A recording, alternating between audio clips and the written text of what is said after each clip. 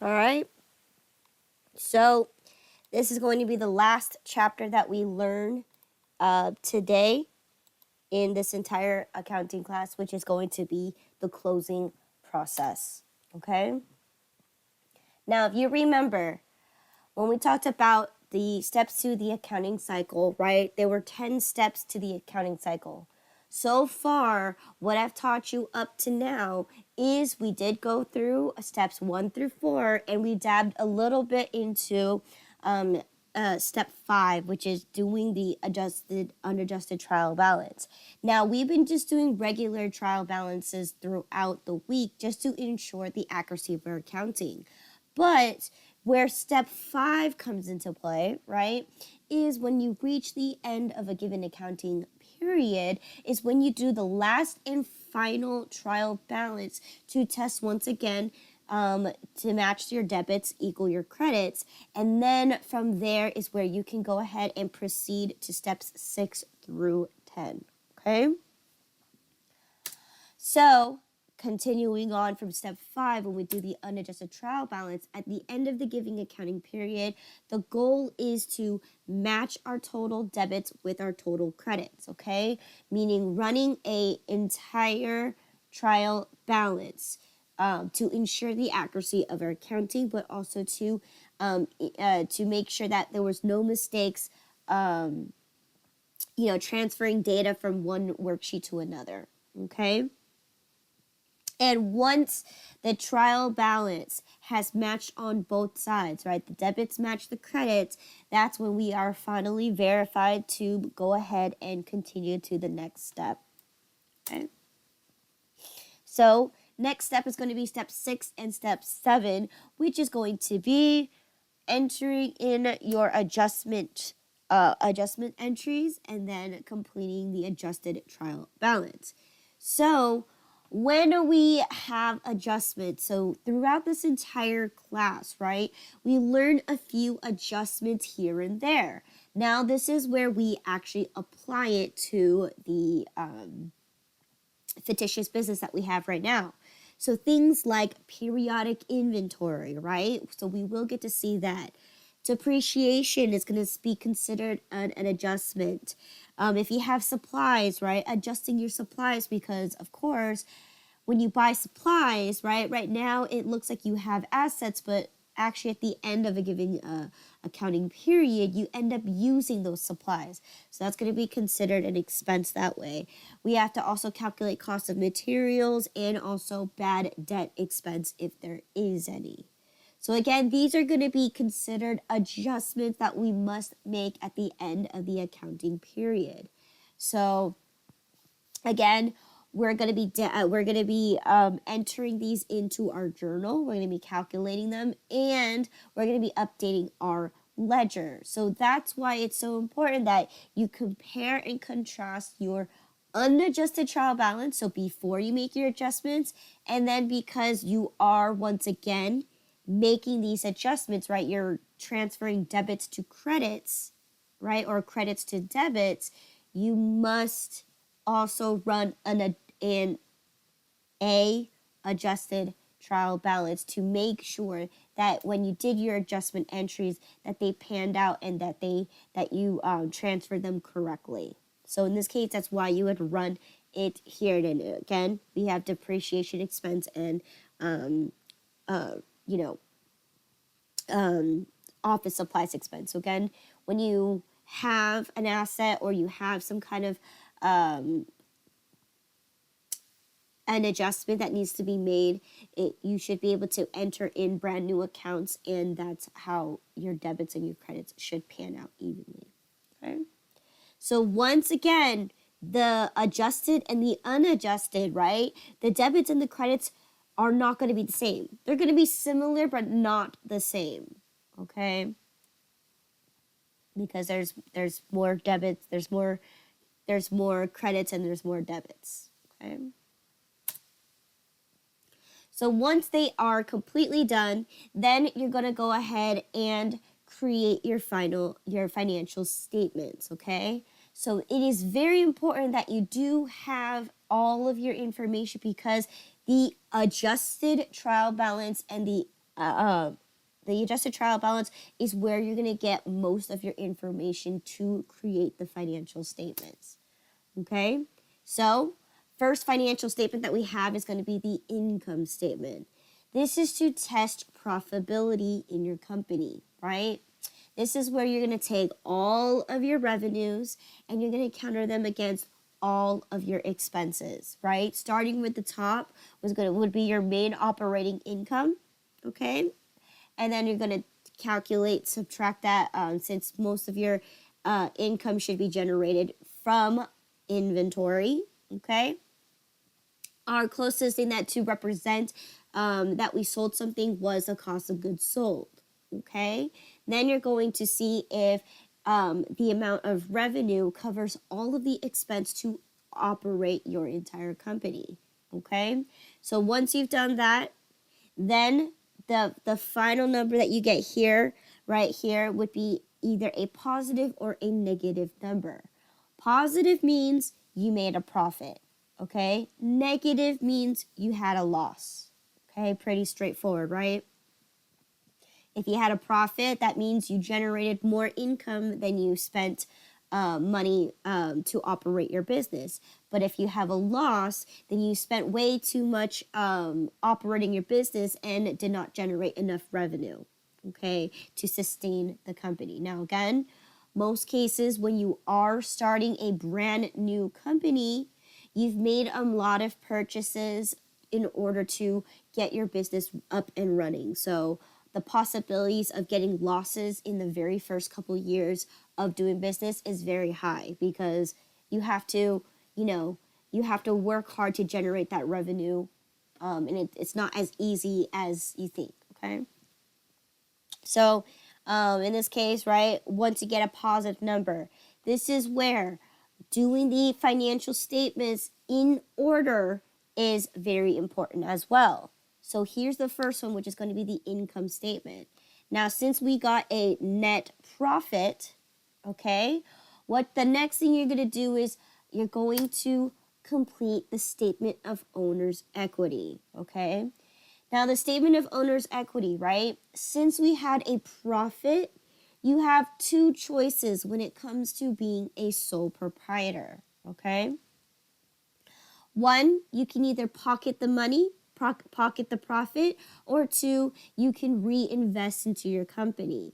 Now, the wisest thing and the best thing and recommended should be that you should reinvest into your company, especially when it's in its beginning stages of its life, because you never want to take that money and then because, again, your business is solely on a bunch of loans and a bunch of things that you owe other people. So it's very, very important that you know that you don't just cash out and call it a day. The best thing that you can do is reinvest in yourself or reinvest into the, into the company is what I meant by itself, to,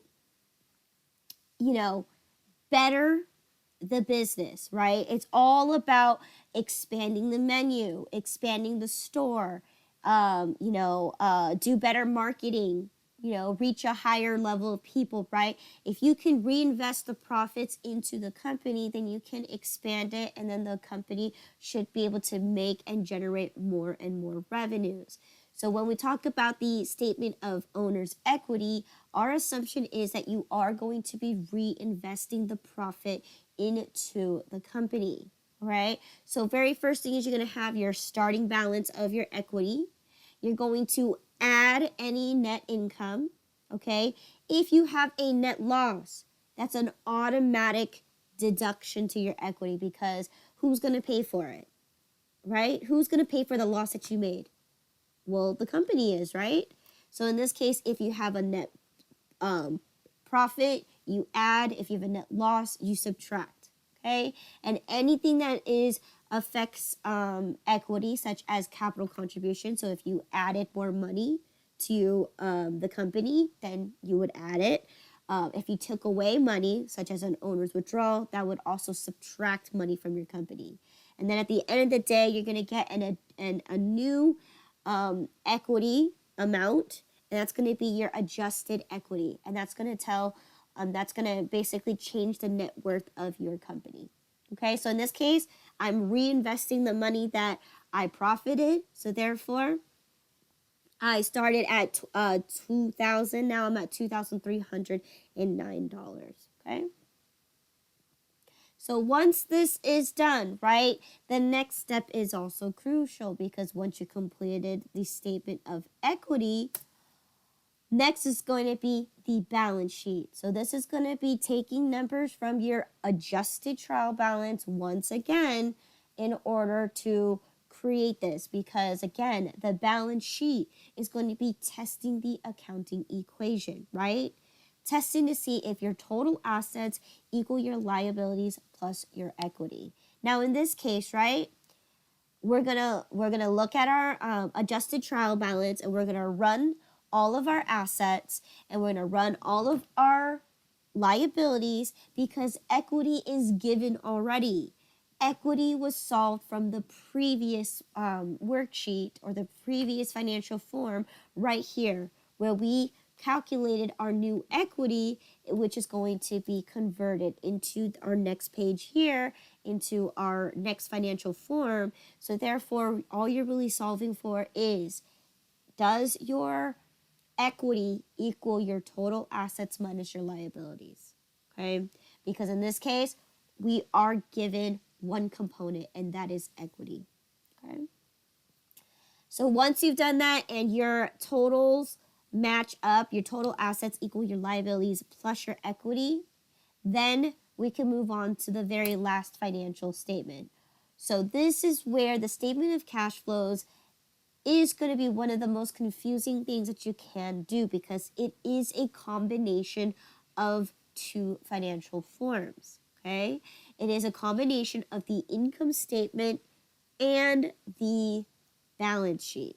Okay, so when we talk about statement of cash flows, it is literally taking an accrual type of basis of a business and converting it into cash, right?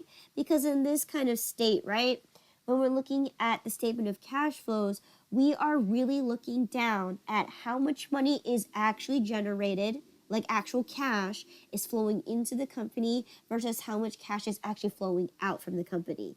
So what you're going to see, it's going to be broken down into three categories, okay? It's going to be having operating,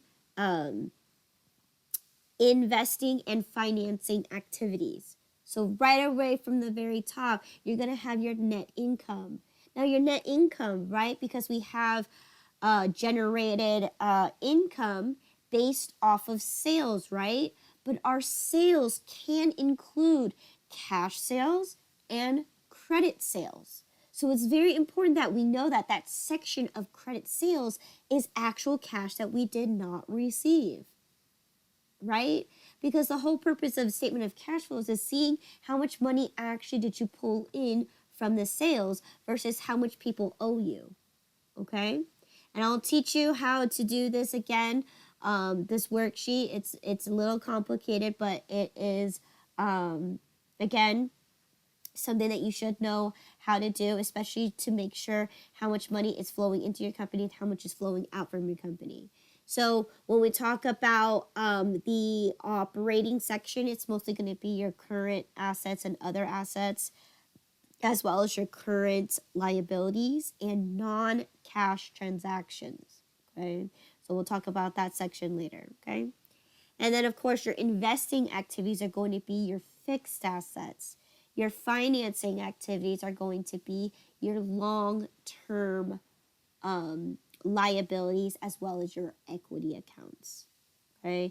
And at the end of the day, right, you're going to have a beginning balance of cash that you started with, and then you're going to end the accounting period with matching your adjusted trial balance cash flows with the ending balance in your statement of cash flows, okay? So once again, all of this will be explained, but this is one of another important things to see how much cash is actually flowing into your company and how much cash is flowing out from your company, okay? Once you completed all 4 financial statements, now it is finally time to close out your books, okay? The most important thing about closing out the books is we need to prepare for the next and new accounting cycle, okay, or the next accounting period. And by doing so, we need to start fresh from a new balance. So in this case, the best form of measurement for profitability is measuring your revenues against your expenses, right? Revenues and expenses. Now, we've mentioned this from before, right? Because revenues, right? You're not going to incur the same revenues every single given accounting period, right? Even if you have a same reoccurring customer that buys the same thing over and over and over again, one day they might come up to the store and order something completely different because they say, I want to try something new, okay? You can never predict income. And same thing too, especially when you're building your business, right? You're always going to constantly have new customers coming into your store. And of course, you're going to also lose a few old customers as well. So that's why measurement of revenues is very perfect, because you're not going to have a consistent flow of income every single given accounting period. Same thing with expenses, right? Especially when you're dealing with expenses that are beyond fixed expenses. So when we talk about fixed expenses, right, something that's like rent expense, right, that's considered a fixed expense because that's going to be reoccurring every single given accounting period, right? It's going to be the same every single time. Now, that's just a fixed expense there. But you're also going to have unpredictable expenses that will occur within that given accounting period. So if you're right now in the month of August, right, there's no holidays in August. So maybe you won't spend money on advertising expense. But once it becomes September, you got Labor Day, right? You got anything that's in September, right? You got, and then October, you got Halloween. November, you got Thanksgiving. So again, you have these holidays where you can spend more money on advertising. And that's going to be something that, you will encounter beyond your fixed expenses. So things that will happen during that accounting period where you're going to have to spend a little more. So therefore, that is why revenues and expenses are going to be a perfect type of measurement for profitability, and the best way to do it is to clear them out and start at zero every single time you start your accounting period. Okay? Now, in this case, how do you zero out each account? Well, straightforward, right? If you have revenues, how do you zero out revenues? If you credit your revenues in order to make it balance back to zero, you're going to start debiting all of your revenues. Okay? So in this case, you're going to debit all your revenues, okay? And then you're going to place them into a special account called income summary. Now, income summary is going to be one of those words that are going to be interchangeable, right? Income summary is the same thing as retained earnings, okay? But income summary is used for sole proprietors. Retained earnings is more for corporations, okay? They're the same thing. It's a placeholder to have your earnings put in. And once you do that, once you have your retained earnings, if you choose to reinvest into your company, then that's where you take your income summary and you're going to transfer it into equity. Same thing with retained earnings, right? If you plan to reinvest into the company, then you're going to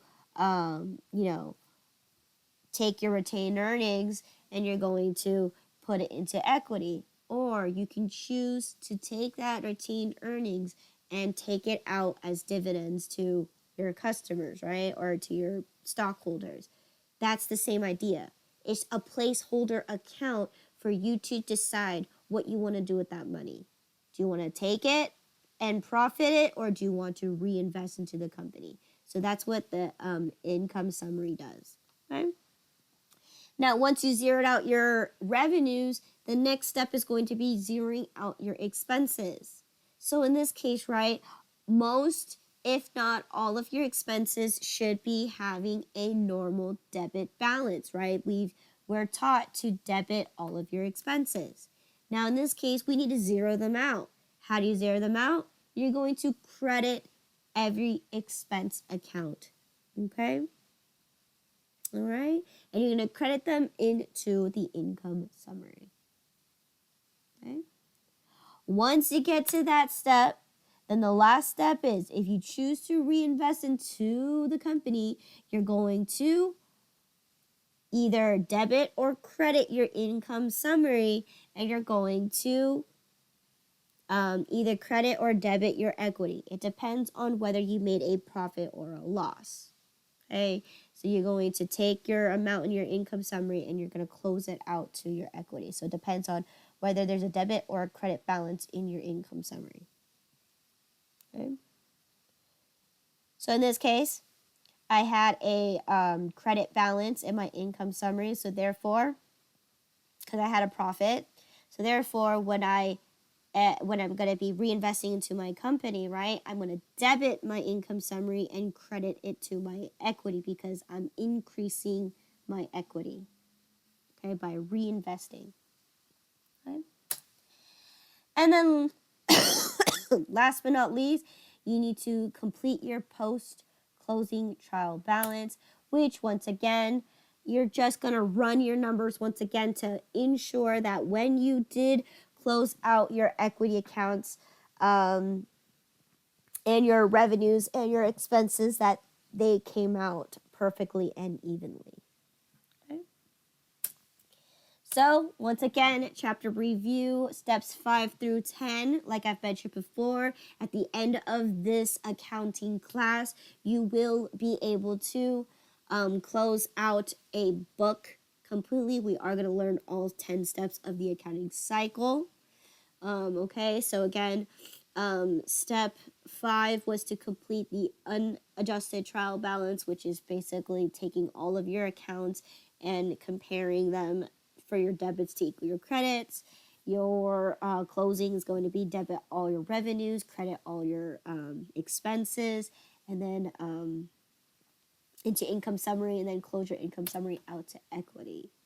The 4 financial statements, which again is the income statement. They must go in this particular order. Income statement, statement of equity, balance sheet, and statement of cash flows. All right, and then here are examples of adjustment entries. Okay. Any questions in regards to chapter 13? Okay. Once again, chapter 13, okay? Our example is going to be in